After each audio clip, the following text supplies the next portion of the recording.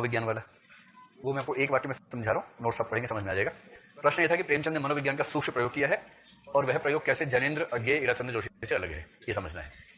अच्छा ये बताइए कि मनोविज्ञान आप लोग थोड़ा समझते हैं या नहीं समझ पाते हैं? जैसे जैसे सुनिए ध्यान से क्लास में, ठीक डांट पड़ जाएगी वरना कैसे। तो जैसे कोई बहुत छोटा बच्चा आपके सामने हो, 1-1.5 साल का बच्चा हो, वो आपके घर आए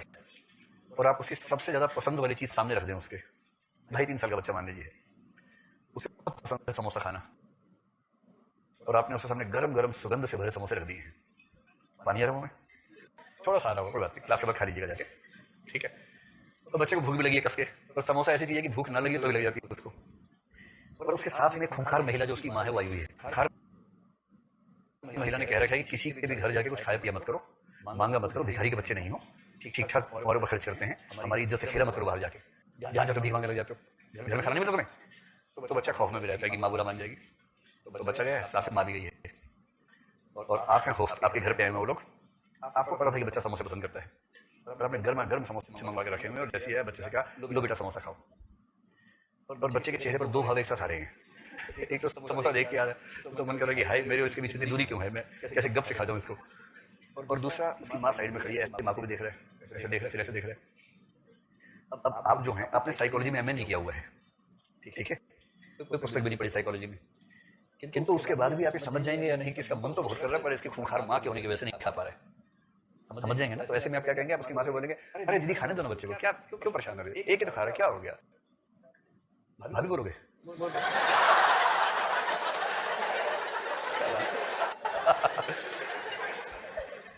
तो कोई भी हो सकता है, दीदी का बेटा भी हो सकता है, भाभी का भी हो सकता है, जो भाभी का बेटा है भाई का ही बेटा है, अंडरस्टूड है उसमें, है ना। तो जो भी नाम रखा आपने,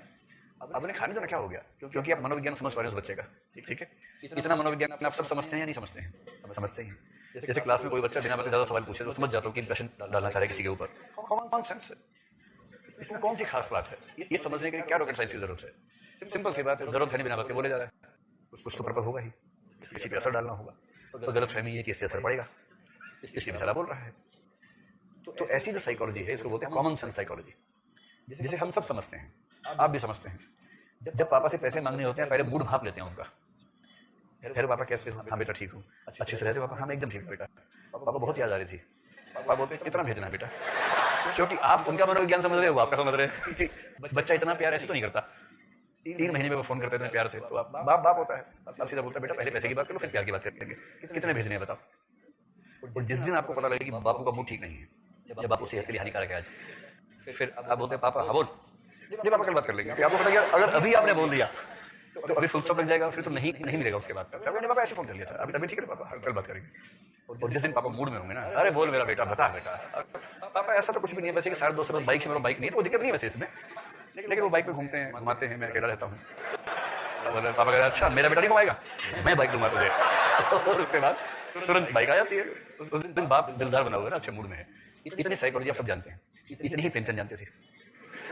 इसलिए प्रेमचंद की साइकोलॉजी को बोलते हैं कॉमन सेंस साइकोलॉजी, ठीक। स्त्री का मनोविज्ञान, दलित का मनोविज्ञान, किसान का मनोविज्ञान, जो किसानों के साथ लगातार रहेगा समझ जाएगा। अगर आप किसी पशु के साथ भी लगातार रहेंगे, जैसे हमें तो पिछले कई सालों से आते हैं कि हम घर पे एक पेट रखते हैं अपने कोई ना कोई, तो अभी एक छोटा सा है जिसका स्पीशीज नेम तो कुत्ता है पर है वो बिल्ली के जैसा, तो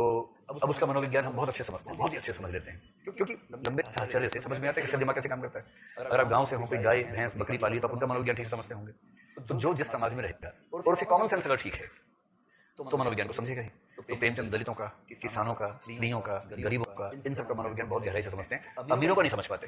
क्योंकि उस समाज में रहे नहीं, इसलिए गोदान में उनका फेलियर यही है कि वो अमीरों और शहरियों का मनोविज्ञान ठीक से नहीं पकड़ पाए, गांव के लोगों को पकड़ लेते हैं। इसका सारा वर्णन आपके नोट्स में है, किस किस वर्ग का कैसे है। अंतर क्या है, जैनेन्द्र, अज्ञेय, ईराचंद्र जोशी, ये जो